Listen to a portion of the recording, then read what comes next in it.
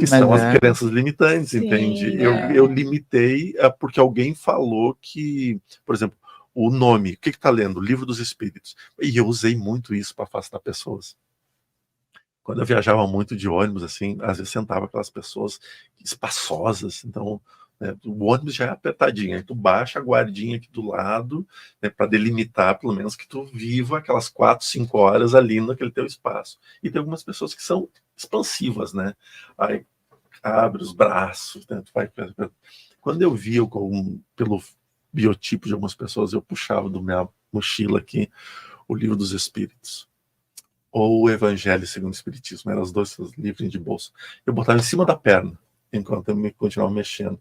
Cara, rapidamente, algumas dessas pessoas começavam a esconder do outro lado. Então, a gente pode usar também os livros para afastar coisas, né? Ou atrair ou afastar, né? Atrair ou afastar. Mas aí ele falou que esse lance dos demônios e tal, mas aí fala assim, então todo mundo é demônio, todo mundo tem um espírito, todo mundo, né? Todo mundo é o demônio, então. Mas é que é a crença. É a crença, né? E não tem como mexer numa crença. Até que você pense como o apóstolo Tiago fez. Ele dizia, né? Através das minhas ações, você verá a minha fé. Então, por exemplo, sou espírita e você condena o espiritismo. Sou candomblessista, você condena o candomblé. Sou umbandista, você condena a umbanda, né? Pegar essas 3 vertentes espirituais. O primeiro ponto que nós teríamos que pensar é: por que eu condeno? Por que eu estou condenando? Porque falaram que fazem isso. Quem falou? É a segunda pergunta. A terceira pergunta: aonde essa pessoa leu ou viu isso? Porque é passado as informações de boca em boca.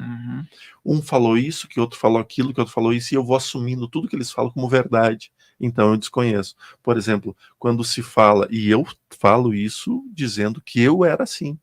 Eu achava que o espiritismo era coisa do diabo mesmo. Né? Por mais que de vez em quando eu ia tomar uns passes na Umbanda para tomar uns banhos de uma surra de arruda, de espada de São Jorge, assim. E quando era criança eu ia, mas eu achava assim, não me envolver com esses negócios, nem pensar. Até que um dia eu resolvo ler. O que é isso? O que estão falando aqui? Aí eu fui ler. E eu disse, opa! Fiquei com vergonha da ignorância que eu tinha. Porque quando tu chega na fonte da informação, é que tu bebe dela. Enquanto eu estou usando partículas pequenas do que os outros falam da fonte, eu nunca vou ser saciado. Então, vou falar do candomblé, vá num lugar sério, assista, veja como que eles interagem, como eles vivem entre eles, né, como que é o processo de comunicação entre eles, como que é as festas, como que é as giras, idem para a Umbanda, idem para o Espiritismo. Agora não adianta chegar lá e dizer o seguinte: nossa, eu fui num lugar lá que a pessoa era muito ruim. Sim, há pessoas ruins em todos os lugares. Há muita gente usando a lei da atração para coisa ruim. Muita gente, e nós podemos citar e vai faltar dedos de pessoas que usaram a lei da atração para coisas ruins. Veja, por exemplo, o poder de atração que tinha Adolf Hitler, que ele podia unificar, que era o projeto reencarnatório dele, a unificação, né? E ele resolve destruir.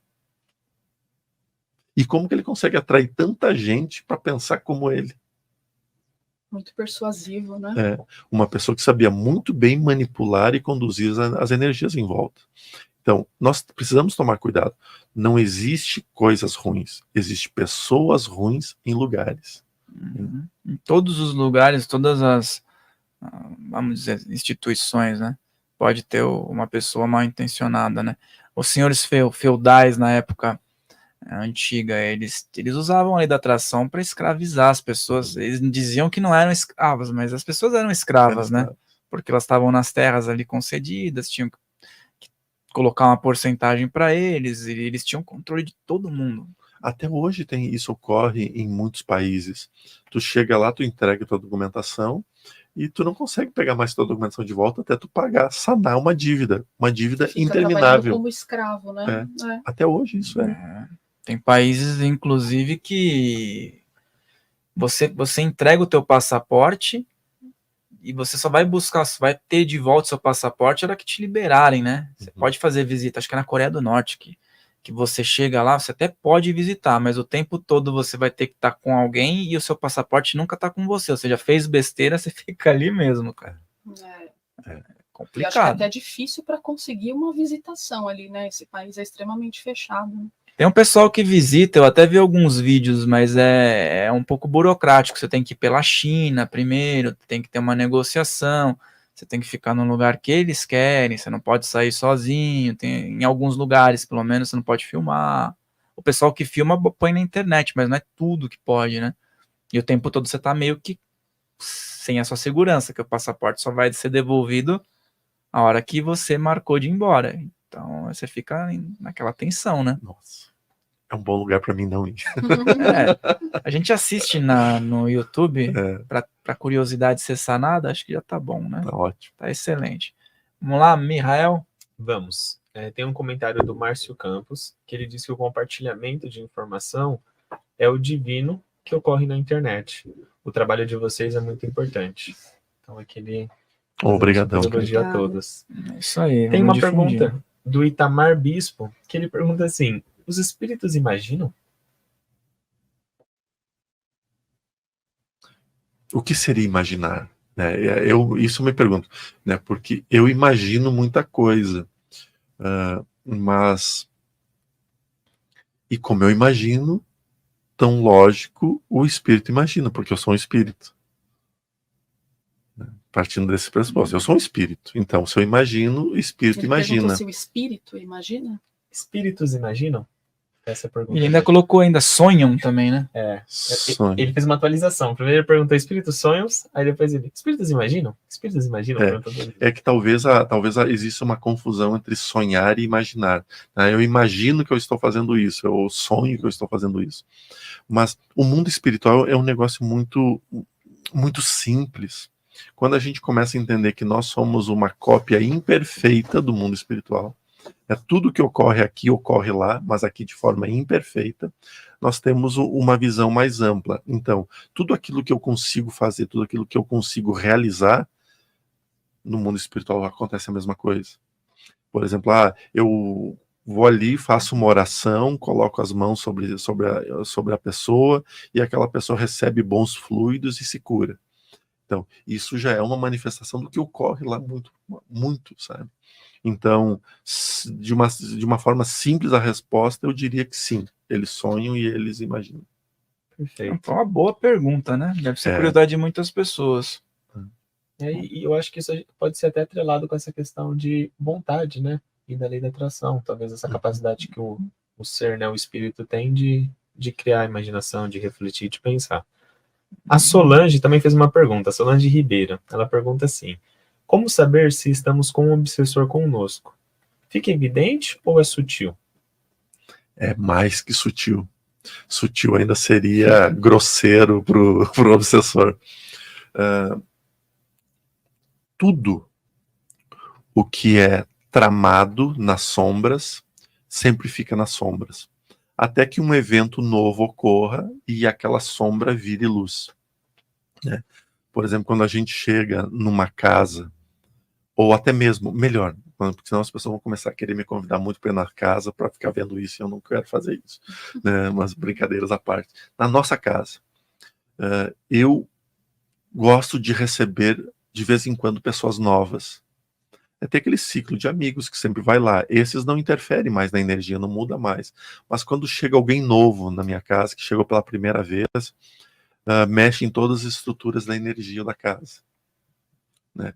Tanto de forma positiva quanto de forma negativa. Quando recebe uma visita? Quando recebe uma visita. E aí, o que acontece? Aquela energia reverbera em todas as paredes. E muitos espíritos obsessores eles ficam camuflados. E aí, quando aquela energia da casa mexe, eles precisam sair dali e se acoplar de novo. Quando eles saem, eu consigo ver. É muito engraçado que teve uma vez que eu estava assim, chegando em casa, assim, e eu estava chegando com um pessoal que foi lá, até foi, se não me engano, foi a Regina Krupka, né, que está aqui no chat, que ela foi lá em casa, e aí quando eu passei assim na cozinha, que enxergava a área de serviço, um espírito desacoplou da máquina de lavar que tem ali, desacoplou da máquina, juro, cara, era a máquina de lavar roupa. E aí desacoplou, criou forma e mudou de lugar. Eu percebi. E você viu? Exatamente, você viu tudo. Eu vi, e aí o que acontece? Né, tem gente aqui. Aí eu comecei a trabalhar toda a parte de energia para sair dali. Aquele é obsessor? Pode ser que seja, ou pode ser só um informante, porque a obsessão eles trabalham coletivamente. Não é simplesmente assim, agora eu odeio a Ju e eu só vou incomodar a Ju. Não, tem uma estratégia, né? Por isso que tem os estrategistas, tem os executores e tem os que mandam, acima de tudo, né? Ou seja, a obsessão sempre é um processo muito complexo. E muitas vezes os que ficam ali camuflados são aqueles que estão recolhendo informação. Ele não cuida muito das suas preces, ele não vigia muito, ele tem tendência a tais e tais vícios e fica mandando, para que os executores venham e comecem a trabalhar em cima daqueles pontos fracos. Mas é muito interessante. A obsessão ela é muito sutil, mas ao mesmo tempo é o nosso melhor amigo. Não existe ninguém melhor que um obsessor. Porque o obsessor vai mostrar o que para mim? As minhas falhas. Qual é o objetivo meu? Melhorar as minhas falhas.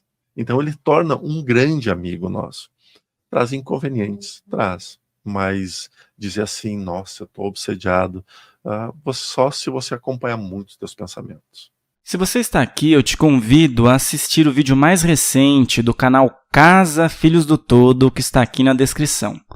Inscreva-se também por lá. Lembre-se de deixar o seu like aqui nesse vídeo, de se inscrever nesse canal, e se você gostou desse corte, o episódio completo está aqui na descrição. E também se inscreve lá no nosso canal oficial, Filhos do Todo, para você acompanhar as outras entrevistas.